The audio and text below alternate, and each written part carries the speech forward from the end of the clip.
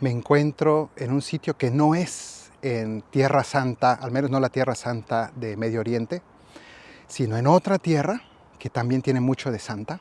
Y es que la Divina Providencia me ha traído a Asís, en Italia, a la cuna de San Francisco de Asís. Aquí he estado en estos días trabajando en un proyecto que ya verán ustedes en breve, en un proyecto que ya les mostraré muy interesante, pero por ahora he querido aprovechar la ocasión para hablarles de un tema que creo yo que es grave y urgente. Pero para tratar ese tema quiero hacerlo en tres partes. Primero, quiero contarles la historia de San Francisco de Asís porque me parece sumamente importante y aleccionadora para la actualidad. Y de allí podré luego hablarles del problema grave y urgente, para luego terminar hablando de lo que me parece lo más grave y lo más peligroso de todo, de este tema. Bueno, pues vamos poco a poco y vamos a comenzar hablando acerca de San Francisco y de lo que nos puede enseñar en este momento de la historia. San Francisco nació aquí en esta tierra y de hecho está sepultado en esa iglesia que ven allá atrás, la Basílica de San Francisco, ahí es su tumba. Bueno, pues San Francisco nació aquí de una familia muy acaudalada, se llamaba originalmente Giovanni di Pietro di Bernardone, y la familia más rica del lugar. Y sin embargo, pues le apodaban Francesco, que significa el francesito, el pequeño francés, ¿no? Un jovencito conocido aquí y que se vestía con muy buena ropa y llevaba un nivel de vida muy alto. Pero voy directo al grano y al punto, y es que él en esa época tuvo una experiencia espiritual muy fuerte y era una época en la que la iglesia andaba sumamente mal. Concretamente había dos grandes problemas en la iglesia, conectados entre sí ciertamente. Uno, las riquezas y el dinero, que estaban corrompiendo a la iglesia porque todo se había convertido en tener prebendas, es decir, en ser eclesiástico, ser sacerdote, ser obispo, era poseer y administrar muchísimo dinero.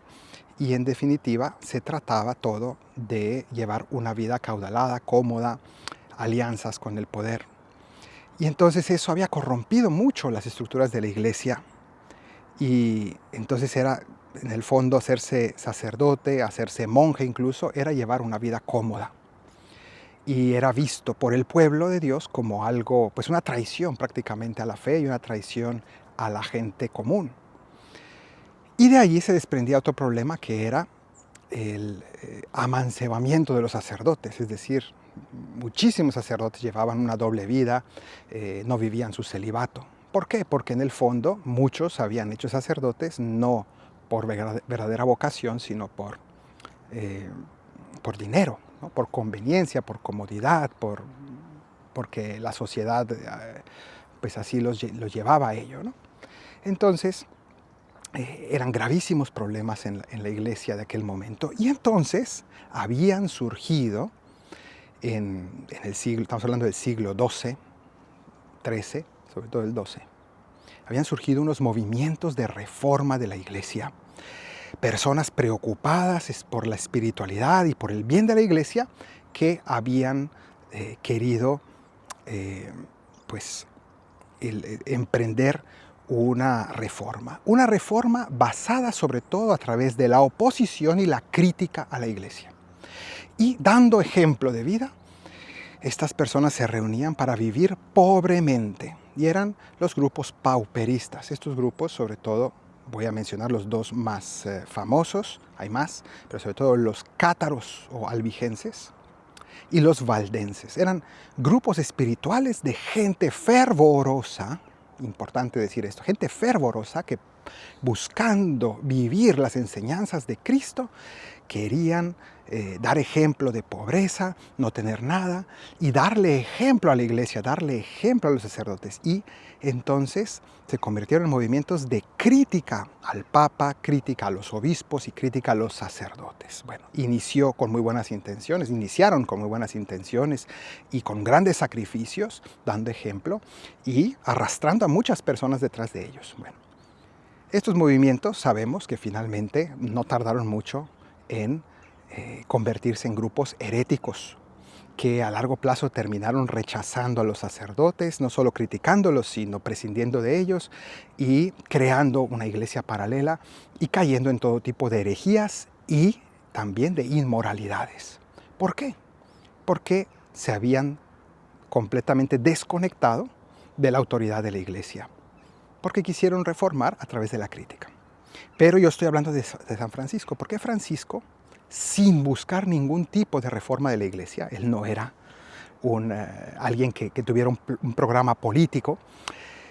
Francisco, en cambio, recibió un llamado de Dios personal a cambiar algo concreto, cambiar su propio corazón, a cambiar su propia vida. Renunció a las riquezas, se rebeló, sí, contra todas esas expectativas de su familia y de la sociedad, y escuchó la voz de Cristo que le pidió una cosa. Cristo le pidió a través del crucifijo de San Damián, que se encuentra aquí abajo, le habló el crucifijo y le dijo un mensaje. Francisco, reconstruye mi iglesia porque está en ruinas. Bueno, Francisco obedeció y la iglesia de San Damián, donde se encontraba ese crucifijo que es aquí abajo, pues él empezó a reconstruirla porque estaba ciertamente muy abandonada y muy descuidada y muy derruida. Entonces él empezó a buscar piedras y empezó a construirla. Y luego también la que se encuentra abajo, que es la porciúncula, y empezó él a reconstruir capillitas, porque Cristo le había pedido, reconstruye mi iglesia, y él se tomó en serio este llamado. Bueno, hoy nosotros hemos entendido que en realidad el llamado que Cristo le hizo a Francisco era mucho más grande que reconstruir esas capillitas, y que era sostener y reconstruir espiritualmente a la iglesia católica. ¿Y saben qué? Francisco lo logró.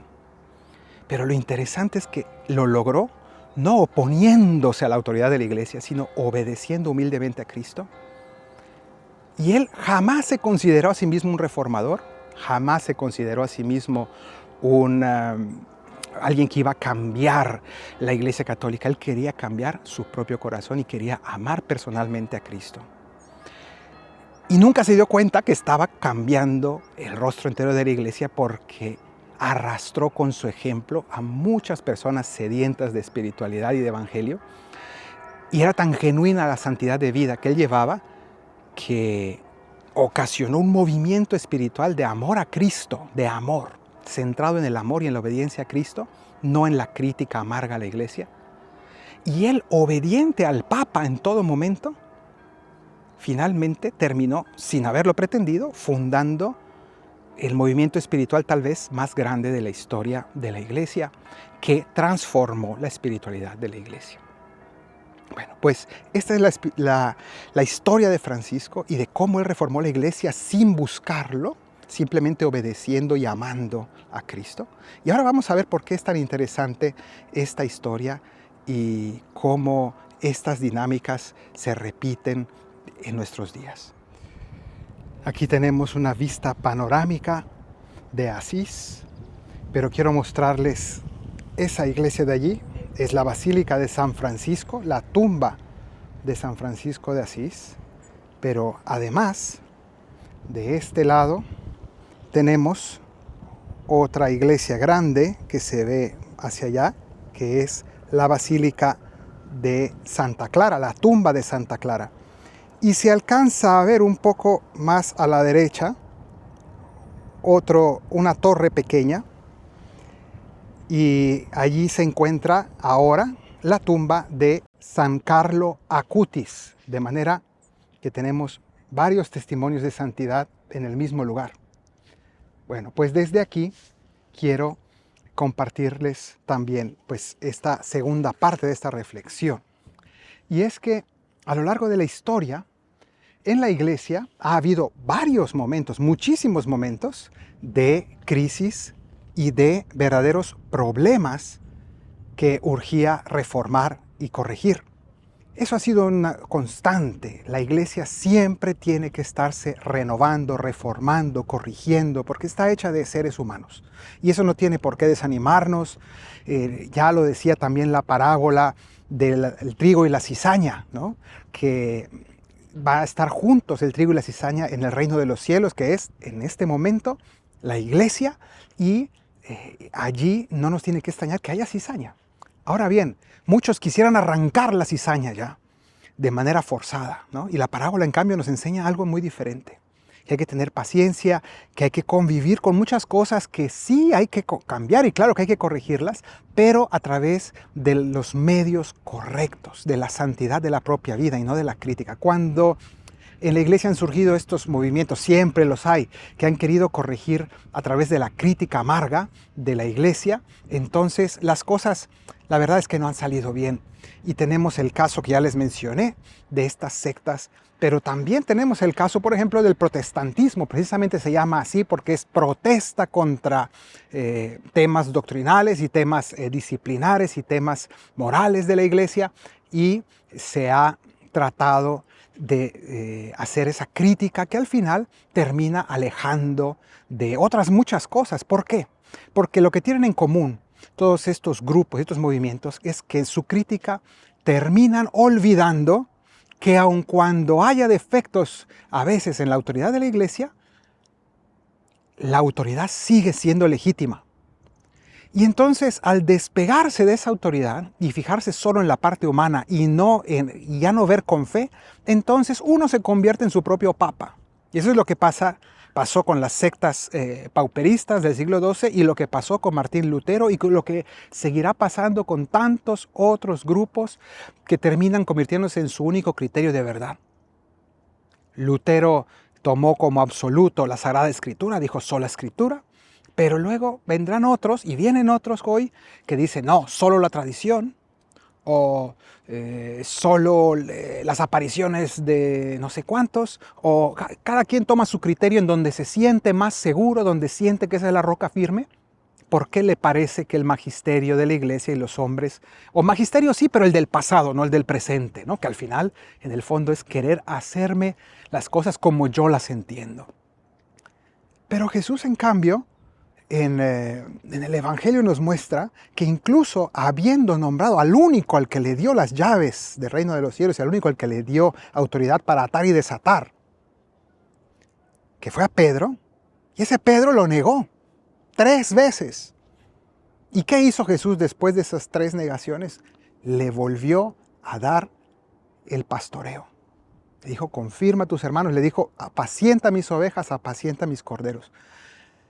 Entonces, el Señor nos muestra que Él piensa muy distinto que nosotros los hombres.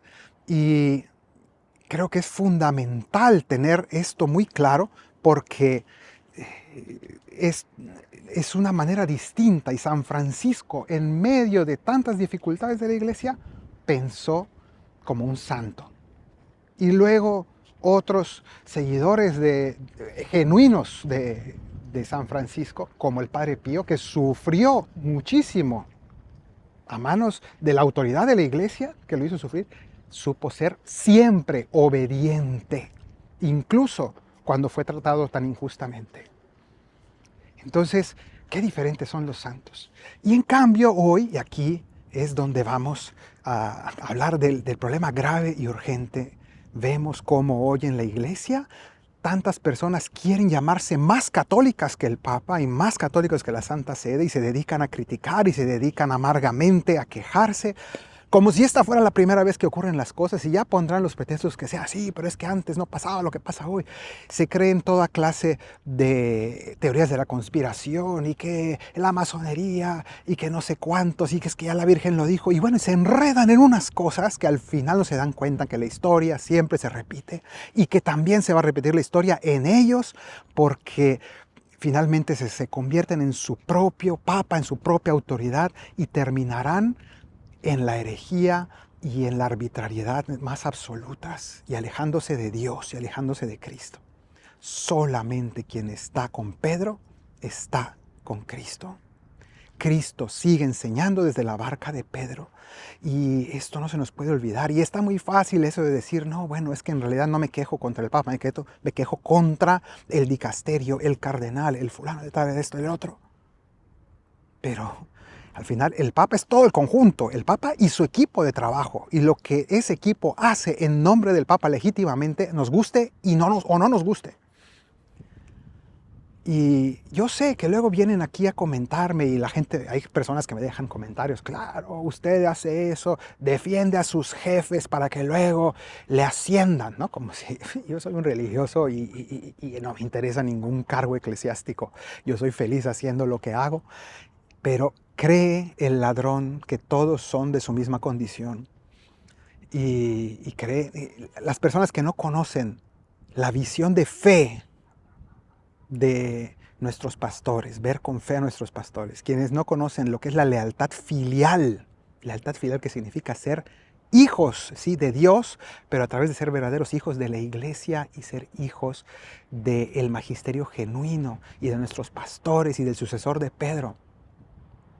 Mis palabras vienen solo de la fe. Yo no soy ningún santo, pero sí puedo decir que lo que me mueve es realmente el dolor que me causa ver tantos católicos confundidos. No es catolicismo basar mi fe principalmente en revelaciones privadas, no porque sean falsas, como algunos dicen, está criticando revelaciones privadas. Las revelaciones privadas es un terreno muy movedizo, muy difícil de interpretar. Se tiene que interpretar de la mano de la autoridad de la iglesia, no por uno mismo, no creyendo en teorías de la conspiración. Eso no sirve para nada. Necesitamos interpretar las cosas de Dios a través y con la ayuda de la genuina autoridad de la iglesia. Y eso es indispensable recordarlo siempre. Entonces, es que si no, ¿cómo sabes que sí es verdad, si no es verdad? Tantas revelaciones aparentemente privadas son obra incluso del demonio. Apariciones, fenómenos extraños que parecen muy santos, pero en el fondo son del demonio algunos de ellos, y la autoridad de la iglesia es la que nos tiene que ayudar a discernir. Entonces, tenemos que ir por terreno seguro. No, es que yo sigo al padre tal que es más estricto, que él es más genuino, como si supieran más que el papa, el padre fulano, el padre sultano.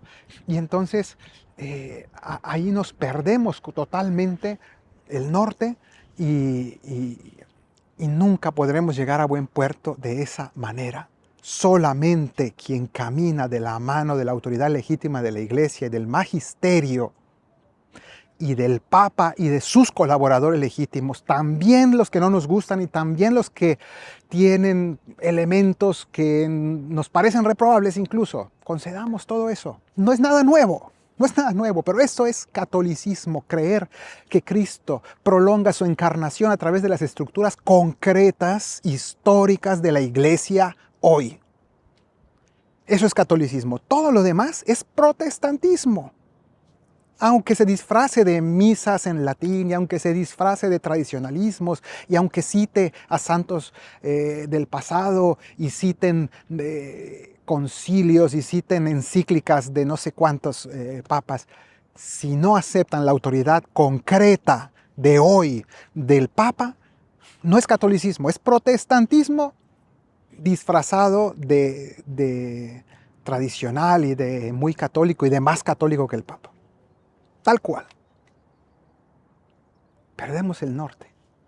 Entonces, aquí se encuentra el problema principal, pero ni siquiera esto es lo más grave, porque creo que todos nosotros podemos darnos cuenta de esto cuando hay una crítica explícita, cuando hay personas que aparecen pues hablando acerca del Papa o en contra del Papa y están, digamos, criticando las decisiones. Eso no fue el camino que siguió San Francisco.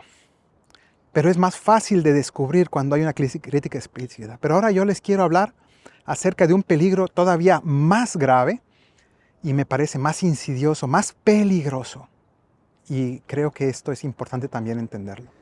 Cuanto yo he dicho sobre el Papa, lo puedo decir con toda claridad acerca del Papa León, pero también acerca del Papa Francisco y acerca del Papa Benedicto, que era tan diferente, y también acerca del Papa Juan Pablo II. Son todos los papas que he tenido desde que nací, y podría aplicarlo con la misma fe a los anteriores, porque no se trata acerca de su personalidad o de cómo hacen o de qué piensan, se trata acerca del carisma petrino que obra a través de ellos y a pesar de cada uno de ellos, porque en definitiva es una gracia divina que realmente actúa. Aquí detrás tengo la catedral de San Rufino, la catedral de Asís, y de aquí pues vamos a ir caminando por unas calles más para terminar de comentarles, y esta es la parte de lo que me parece a mí más urgente y peligroso, sobre todo de estos problemas actuales, de estos movimientos, y es lo siguiente, dos cosas.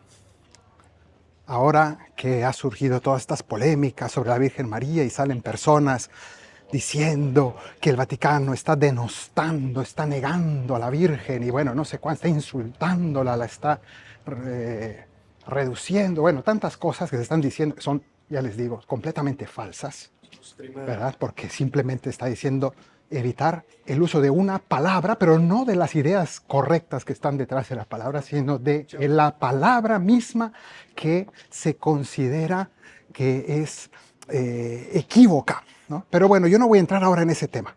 El punto es, por un lado, que todas estas personas que están disconformes con esto y con otras muchas cosas, porque en el fondo es la ocasión para sacar a flote todas sus disconformidades, no solo esta, se está convirtiendo a la Virgen María en una bandera en la cual te van a querer decir, ¿tú a quién sigues? ¿A la Virgen o al Papa? Terrible esto es una cosa gravísima, gravísima. Y se está instrumentalizando a la Virgen para criticar al Papa, para en el fondo para ponerte en una disyuntiva falsa, diabólica. Entonces, esto ya de entrada es una cosa súper insidiosa. Pero luego, además de esto, porque quien ha leído bien el documento se da cuenta de las cosas como en realidad son. Pero todos estos que usan, el 99% de estos no han tocado el documento, no son capaces ni siquiera de entenderlo. La mayoría de las personas que están criticando y comentando, pero siguen a otros en los cuales ponen su confianza. Y aquí es donde voy, más allá de este tema específico. El punto está en que hay ciertos predicadores, sacerdotes famosos, que están usando su prestigio, el aprecio, la confianza de la gente como arma arrojadiza contra la autoridad de la iglesia. Y entonces están aprovechando que la gente confía en ellos, que la gente los considera sabios, que la gente los considera santos, que la gente los aprecia, que la gente los considera pues dignos de confianza, depositan en ellos su confianza, y eso, están abusando de esa confianza para llevar a la gente hacia lo que ellos piensan y no lo que ellos opinan y no lo que opina o lo que enseña la autoridad legítima. Y eso ya es un abuso. Y eso es terrible, pero, y me parece, y aquí llego al culmen de lo que me parece peligroso, y es que estas personas, algunas de las personas, yo ayer vi un video que me llenó de una tristeza profunda. Y esa tristeza consiste en que este sacerdote comienza su video diciendo cuánto quiere al Papa, cuánto le preocupa el Papa, para inmediatamente después pasarse todo el video oscureciendo lo que ha querido enseñar el documento en cuestión que he mencionado y poniendo los ánimos de la gente en contra. Pero al inicio ya dijo, y repite varias veces, pero cuánto me preocupa el Papa, cuánto quiero al Papa, no quisiera nada malo para el Papa, pero, y empieza, o sea, es una deslealtad y una manera subrepticia de querer manipular las conciencias y en cierto modo atacar de manera desleal, ¿no? Desleal. Y eso me parece a mí terrible, porque para la mayoría de la gente es imposible darse cuenta de esto. Aquí estamos frente a la tumba de Santa Clara de Asís. Me parece terrible ese uso y esa manipulación de las personas y usar la confianza que tiene la gente, ¿no? Entonces, qué terrible cuando una persona, incluso pueden algunos pues usar el título de franciscanos, no sé cuántos, pero ya vimos que más allá del título, no tiene nada de franciscana esta actitud, todo lo contrario, es lo opuesto a San Francisco de Asís. Entonces, cuidémonos mucho de cuidar nuestra mente, nuestro corazón, nuestra fe en la única roca. Sobre esta piedra, no otra, sobre esta piedra edificaré mi iglesia. Ya sabemos cuál es esa piedra. Y aunque haya cosas que no comprendamos, si tenemos fe, Cristo nos bendecirá por el camino correcto. En definitiva, la reforma que San Francisco logró en la iglesia, la reforma espiritual profunda, tuvo tanto éxito y realmente fue tan grandiosa porque él, antes de cambiar la iglesia, se propuso cambiarse a sí mismo. Porque él pedía más luz del Espíritu Santo para sí mismo que para los jerarcas de la iglesia. Y porque en definitiva él estaba más dispuesto y más preocupado por aprender que por enseñarle al Papa y a los obispos. Y eso es lo que hizo que esa reforma de santidad de su vida arrastrara a tantas almas hasta el día de hoy. 800 años después, esa reforma sigue teniendo efectos en la iglesia y es genuina, muy por el contrario de otras pseudo reformas que solamente han dañado, han dividido, han alejado y han herido a la iglesia. Y aquí, enfrente de la tumba de San Francisco, que se encuentra aquí en esta basílica, invoco la intercesión de este gran santo por la unidad de la iglesia, por que nos sostenga el Señor en la fe, en la verdadera fe y en comunión con Pedro. Y lo hago impartiendo la bendición conocida como la bendición franciscana, que no es otra que la bendición sacerdotal de Aarón, que se encuentra en el libro de los Números. Que el Señor te bendiga y te guarde, que el Señor ilumine su rostro sobre ti y te conceda su favor, que el Señor te muestre su rostro y te conceda la paz. Y que la bendición de Dios Todopoderoso, Padre, Hijo y Espíritu Santo, descienda sobre ustedes y les acompañe siempre. Amén.